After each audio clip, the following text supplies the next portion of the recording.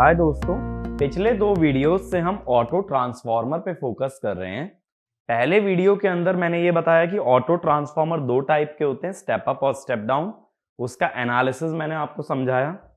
दूसरे वीडियो में हमने ये देखा कि ऑटो ट्रांसफॉर्मर को एक टू वाइंडिंग ट्रांसफॉर्मर से कंस्ट्रक्ट कर सकते हैं, जिस दौरान सभी पैरामीटर सेम रहते हैं बट पावर बढ़ जाती है। और उसी की वजह से जितनी भी पर यूनिट पैरामीटर्स होते हैं, सभी पर यूनिट पैरामीटर्स में 1 माइनस 1/AA इतना फैक्टर आ जाता है। लेकिन ये फैक्टर मैंने बोला था सिर्फ किसके लिए यूज करना है? इसको यूज करना है सिर्फ और सिर्फ एडिटिव पोलैरिटी के लिए, ना कि सब्ट्रैक्टिव पोलैरिटी के लिए।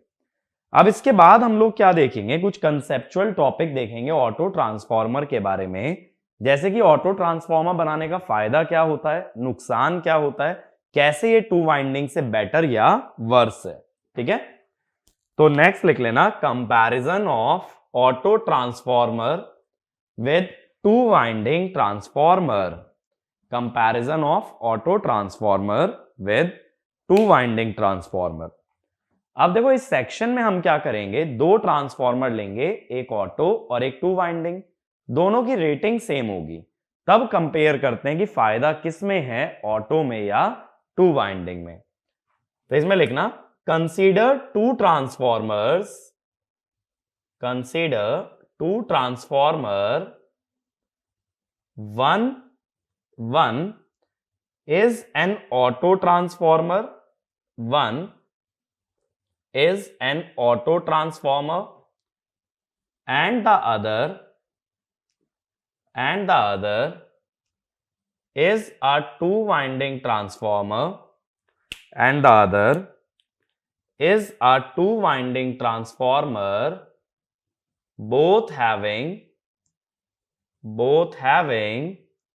same rating, both having same rating।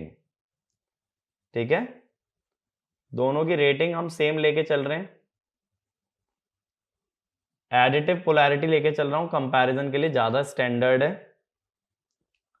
और केसीएल के हिसाब से जब इधर करंट निकाला जाएगा तो ये करंट होगा IL माइनस IH। एक तो ये तो हो गया अपने पास ऑटो ट्रांसफॉर्मर। ठीक है, दूसरा ऐसा ही लो टू वाइंडिंग ट्रांसफॉर्मर जिसकी वोल्टेजेस कितनी हो, VH, और दूसरी वोल्टेज हो VL।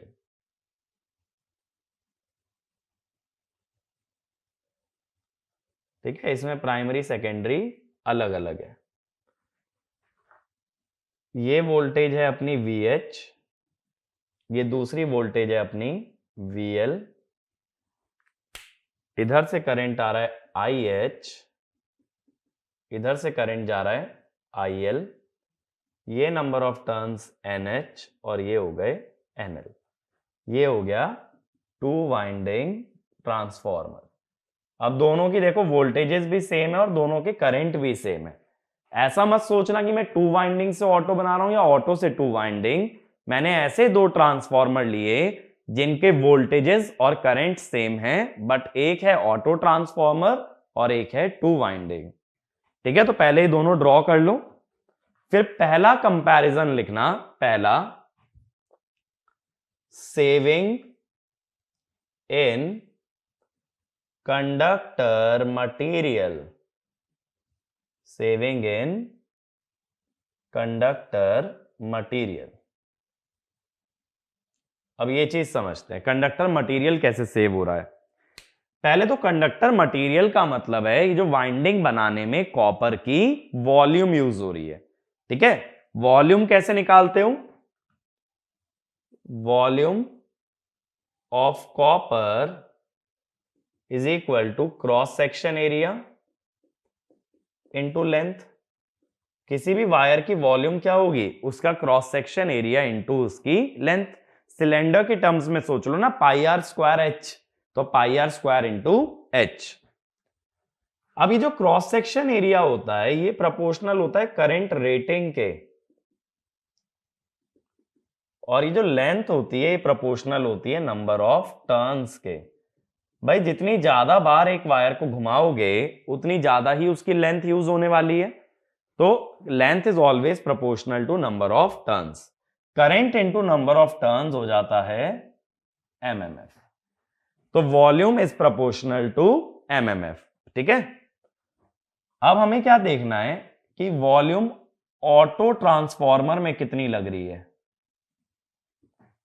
ऑटो ट्रांसफॉर्मर में देखो दो वाइंडिंग्स हैं, एक होती है सीरीज वाइंडिंग, एक होती है common winding.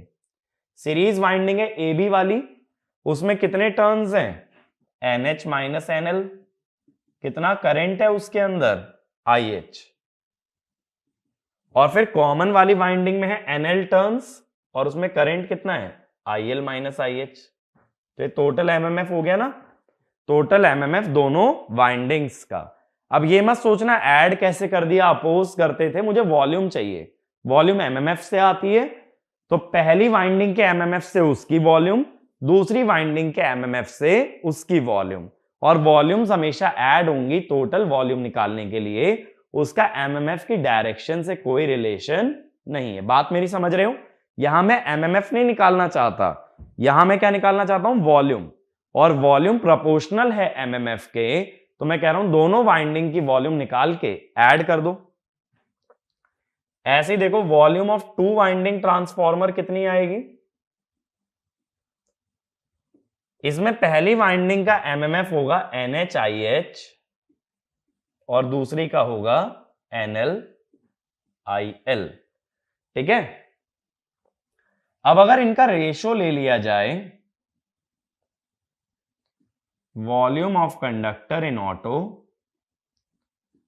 By volume of conductor in two winding, ratio में प्रोपोर्शनैलिटी कांस्टेंट तो कट जाएगा। जरा इसका ब्रैकेट खोलें, NHIH फिर NLIL,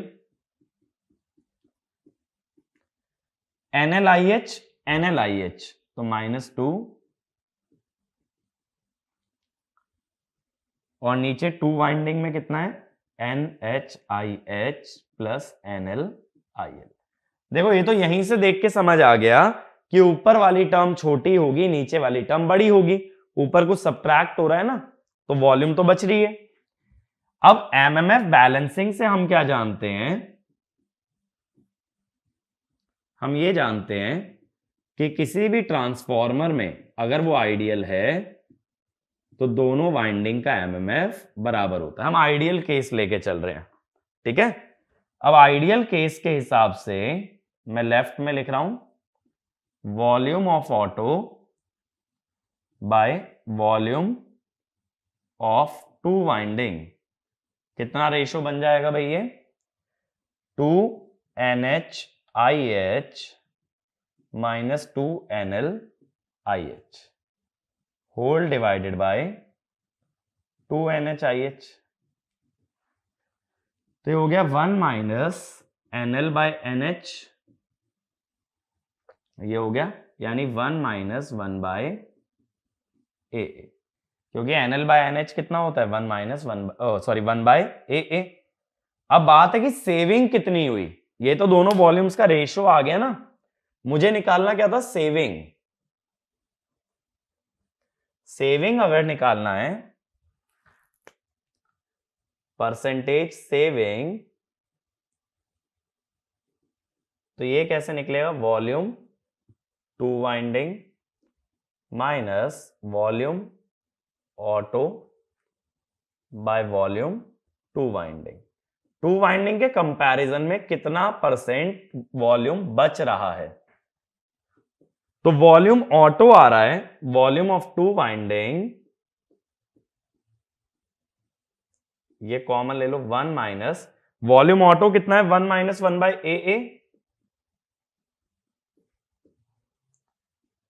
upon volume two winding. ये 1 से ये 1 कटा,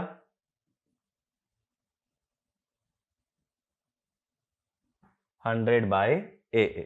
ठीक है, इतना परसेंट सेविंग हमें मिलेगा अगर हम सेम रेटिंग का 2 वाइंडिंग की जगह ऑटो ट्रांसफॉर्मर लेके चलते हैं। ये बात क्लियर हुई? तो इसमें देखो ऑटो ट्रांसफॉर्मेशन रेशो ए जितना छोटा हो उतना फायदा है। अगर ये बड़ा होता जाएगा तो परसेंटेज सेविंग कम होती जाएगी। तो ये वाला पॉइंट लिखो, the percentage saving is high, the percentage saving is high for small values of AA, so the closer AA is to unity, the closer AA is to unity, the more advantageous is to use auto transformer, यानी कि AA जब 1 के करीब जाएगा तो ये saving बढ़ जाएगी। 1 से नीचे देखो कभी नहीं जा सकता, ऐसा मत सोचना 0.9 0.8 हो जाए, क्योंकि AA क्या है? High voltage by low voltage.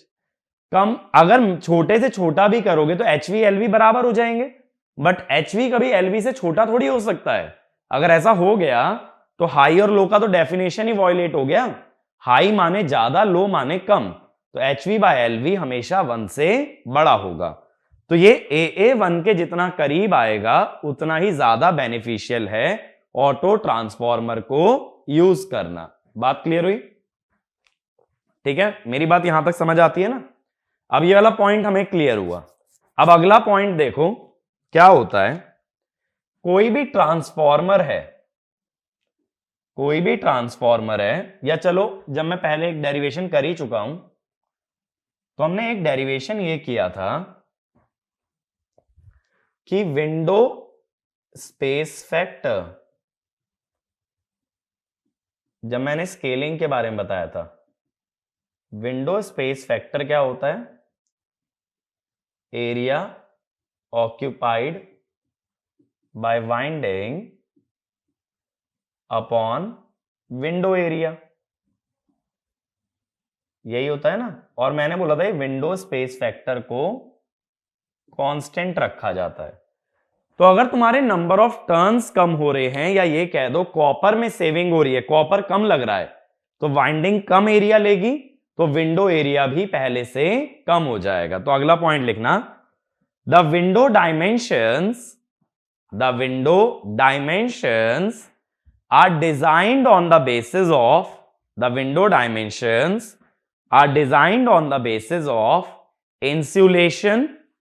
insulation and conductor material। मैंने इंसुलेशन का नाम क्यों लिया? देखो, जब कोई ट्रांसफॉर्मर होता है, जैसे एक तरफ मैं कॉन्सेंट्रिक वाइंडिंग बना रहा हूं, बस एक ही लिंब पे दिखा रहा हूं अभी, तो अंदर LV होती है और बाहर कौन सी वाइंडिंग होती है? HV। अब इसमें जो खाली रीजन होता है ये क्या होती है? इंसुलेशन। ये सारा इंसुलेशन है ना जो मैं शेड कर रहा हूं, यानी विंडो का कितना एरिया तुम ऑक्यूपाई कर लोगे, दो चीजों पे डिपेंड करेगा। ये तो है कंडक्टर, और किस पे डिपेंड करता है? इंसुलेशन पे। ठीक है, विंडो कितना एरिया यूज अप होगा वो कंडक्टर और इंसुलेशन दोनों पे डिपेंड करता है। इसीलिए मैंने बोला विंडो की डायमेंशन किस पे डिपेंड करती है? कंडक्टर और इंसुलेशन। तो इसी पॉइंट में आगे ऐड करना, since requirement of conductor material reduces,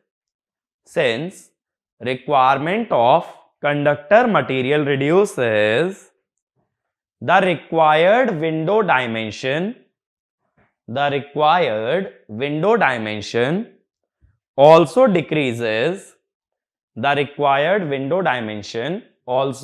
decreases, and hence volume of core reduces, and hence volume of core reduces. So there is saving in core material. There is saving in core material. Copper requirement कम होने से window का area कम, window छोटी माने transformer छोटा। Transformer अगर छोटा बन रहा है तो कोर में भी सेविंग है। यानी अगर इतनी ही रेटिंग का एक 2 वाइंडिंग लो, उसके बदले क्या लो, ऑटो ट्रांसफॉर्मर, तो कॉपर की वायर भी कम लगेगी और कोर भी छोटा बनाना पड़ेगा। जब कॉपर की वायर भी कम, कोर भी छोटा, तो क्या फायदा हो गया, कॉस्टिंग बच गई। तो अगला पॉइंट यही लिखो, due to saving in conductor and core material, due to saving in conductor and core material, the cost of auto transformer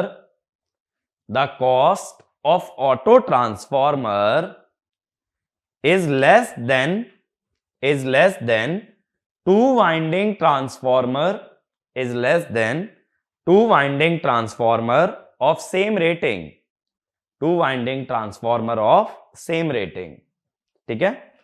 अगला पॉइंट, कोर और कॉपर का मटेरियल बचने से, कॉपर का मटेरियल अगर बचेगा तो कॉपर लॉस कम होंगे, कोर की वॉल्यूम घटेगी, तो हम जानते हैं core loss is proportional to volume. तो अगला लिखो, ड्यू टू रिडक्शन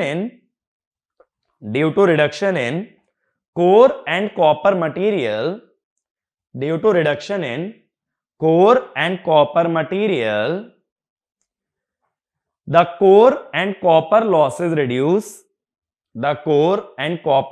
रिड्यूस, और लॉसेस कम तो एफिशिएंसी ज्यादा, एंड हेंस एफिशिएंसी इंक्रीजेस। अब एक बात समझना, जब हमने 2 वाइंडिंग से ऑटो बनाया था तब क्या हुआ था कि लॉसेस सेम थे, रेटिंग बड़ी थी। अब मैं कह रहा हूं रेटिंग सेम रखोगे तो लॉसेस कम आएंगे।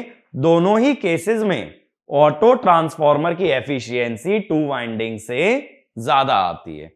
अगर सेम रेटिंग का बनाते हो तो लॉस कम, और अगर क्या कहते हैं, अगर हम लोग 2 वाइंडिंग से ऑटो बनाते हैं तो रेटिंग ज्यादा, लॉसेस सेम, दोनों केस में एफिशिएंसी ज्यादा।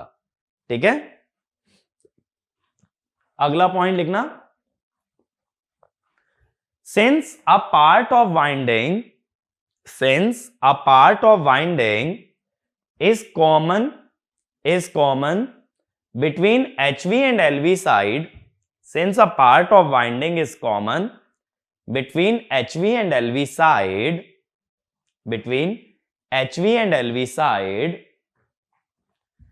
the leakage is reduced, and hence auto transformer has better voltage regulation.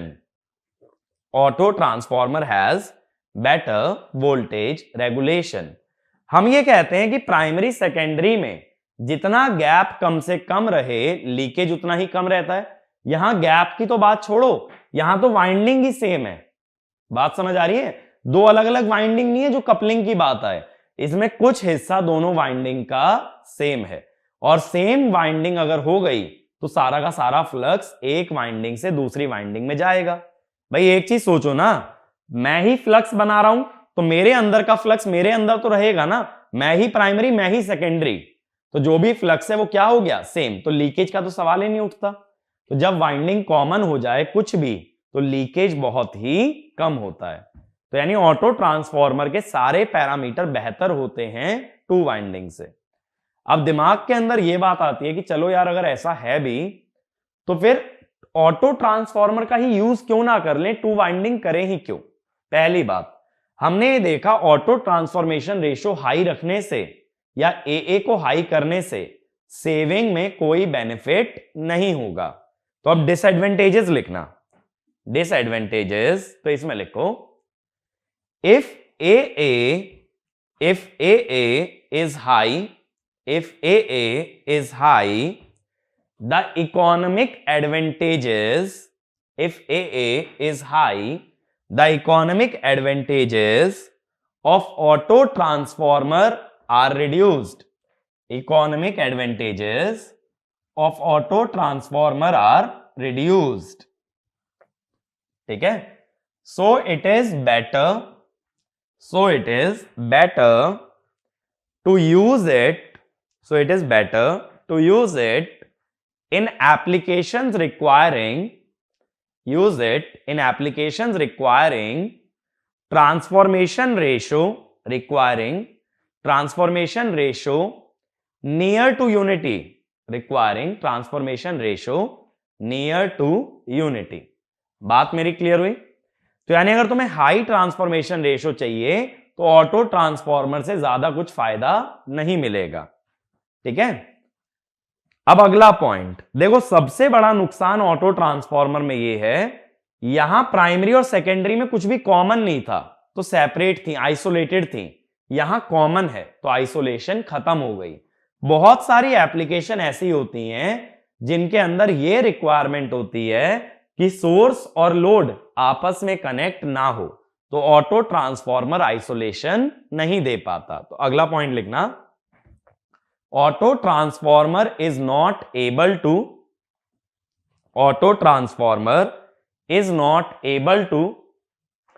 provide isolation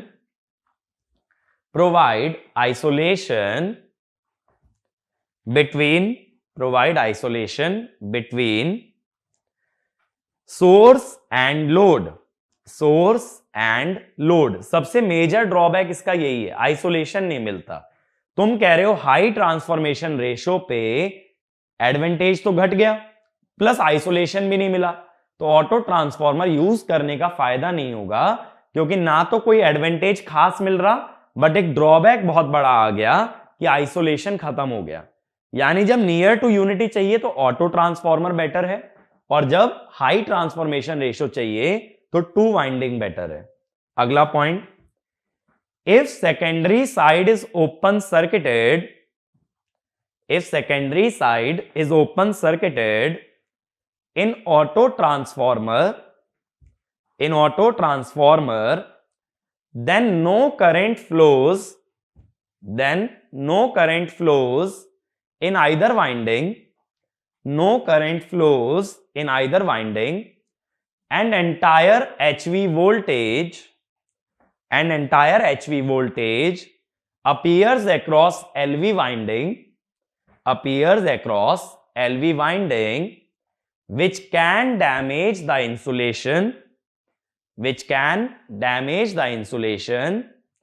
So insulation must be increased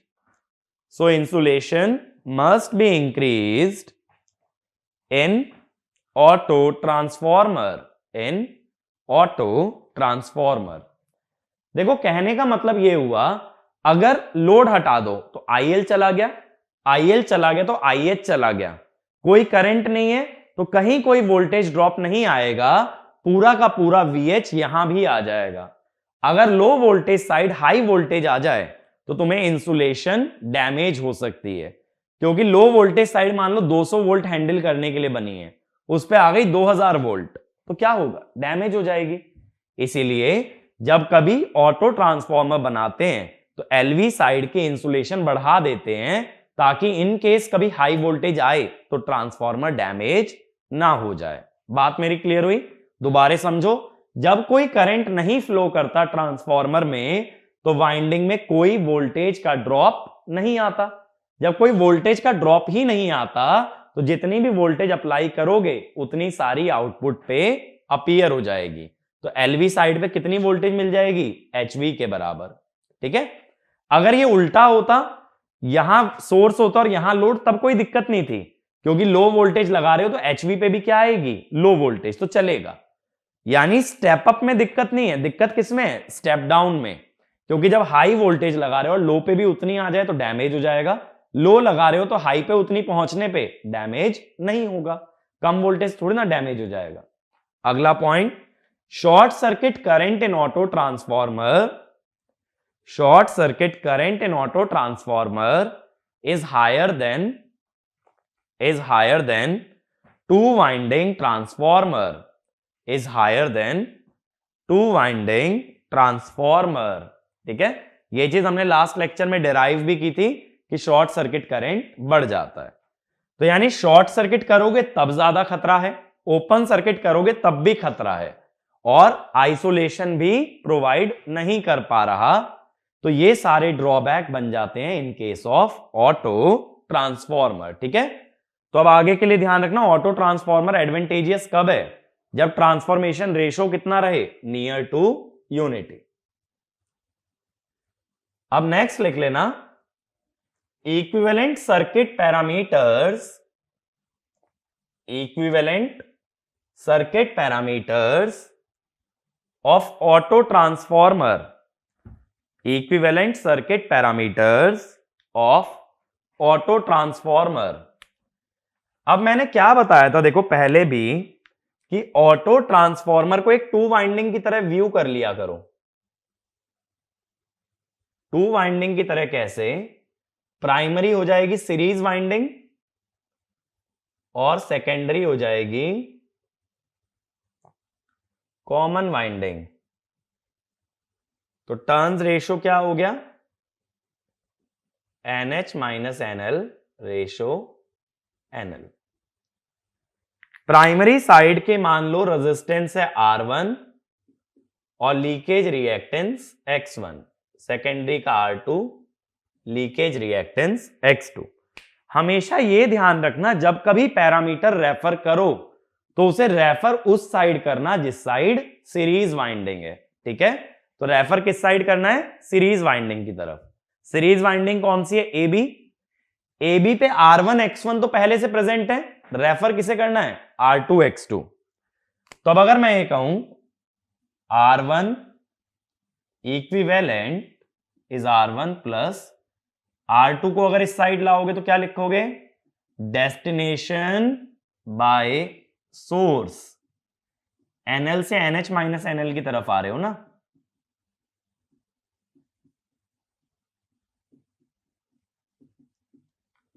NH bye NL क्या हो गया?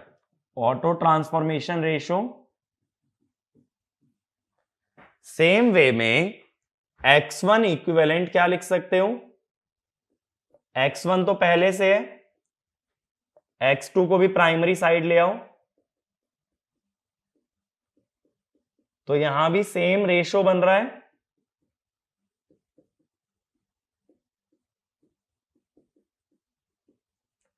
अब इससे होगा क्या कि जो हमारा सर्किट बनेगा ऑटो ट्रांसफॉर्मर का, तुमने दोनों पैरामीटर सीरीज वाइंडिंग की तरफ रेफर कर लिए हैं,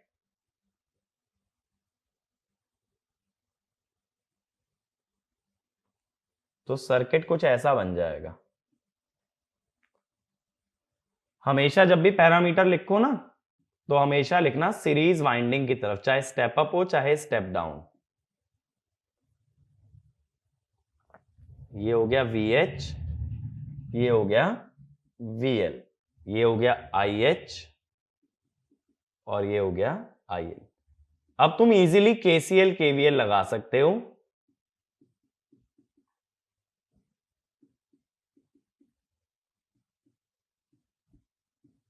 EL और VL तो बराबर ही है, कोई वोल्टेज ड्रॉप नहीं है। तो मैंने इसमें तुम्हें इंड्यूस्ड EMF भी दिखा दिया और इसमें मैंने तुम्हें टर्मिनल वोल्टेज भी दिखा दिया। बट ये ध्यान रखना हमेशा पैरामीटर्स को उस साइड रेफर करो जिस साइड सीरीज वाइंडिंग है, क्योंकि अब देखो KVL लगाना कितना आसान है। मैं लिख सकता हूं EH equal to VH minus IH R1 equivalent plus J X1 equivalent, और फिर EL कैसे लिख सकते हो? EH into NL by NH, और EL जो है वही VL के भी बराबर होगा। ठीक है, तो इसमें ये वाला पॉइंट लिख लेना, always refer the parameters, always refer the parameters on the series winding side, on the series winding side by resolving auto transformer by resolving auto transformer into two winding transformer ठीक है, ये clear हुआ। इसमें कोई ऐसा ज्यादा खास logic नहीं है, बस ऑटो से टू वाइंडिंग बनाना है, तब ये सॉल्व हो जाएगा। अब लास्ट लिखना ऑटो ट्रांसफॉर्मर में एप्लीकेशंस। तो पहला लिखो interconnection of power system at different voltage level. Even Britain में ये चीज काफी ज्यादा यूज भी की जाती है। अलग अलग वोल्टेज लेवल के पावर सिस्टम्स या ग्रिड को जोड़ने के लिए हम ऑटो ट्रांसफॉर्मर का यूज करते हैं। अगला लिखो boosting of supply voltage in distribution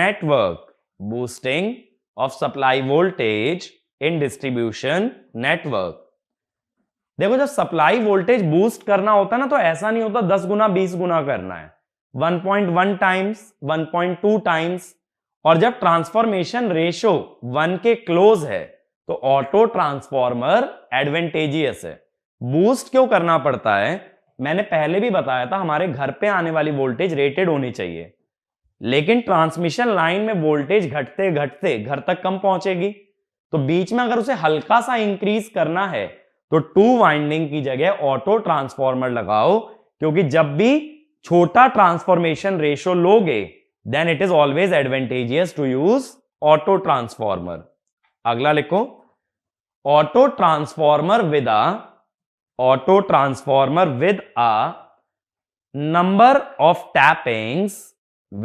number of tappings is used for induction motor। जब इंडक्शन मोटर पढ़ेंगे ना, तो वहां एक टर्म आती है ऑटो ट्रांसफॉर्मर स्टार्टर।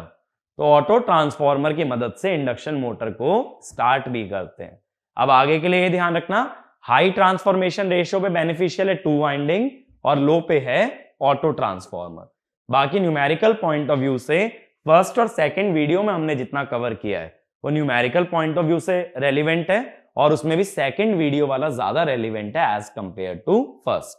ठीक है, तो ऑटो ट्रांसफॉर्मर पे क्वेश्चन प्रैक्टिस करो, ज्यादातर फॉर्मूला बेस्ड क्वेश्चन होते हैं, बहुत ज्यादा इजी टॉपिक है, बहुत इजीली सारे क्वेश्चन बना पाओगे। उसके बाद अगले सेक्शन पे मूव करना। ठीक है, अगला सेक्शन थोड़ा हमारा फेजर ओरिएंटेड रहेगा, इसीलिए फेजर एनालिसिस एक बार रिवाइज करना, तभी अगले सेक्शन पे मूव करना, वरना काफी ज्यादा कंफ्यूजिंग हो जाएगा। ठीक है, तो अगले सेक्शन में मिलते हैं और हम बात करेंगे 3 फेज ट्रांसफॉर्मर के बारे में, जो मैं मानता हूं मैक्सिमम स्टूडेंट को डिफिकल्ट लगता है। बहुत डिटेल में बेसिक से एनालाइज करेंगे, ताकि कहीं भी ऐसा ना लगे कि मैं कोई एडवांस कॉन्सेप्ट यूज कर रहा हूं।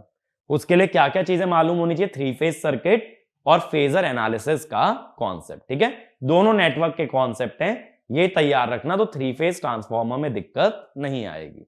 इस लेक्चर के अंदर इतना ही। Thank you.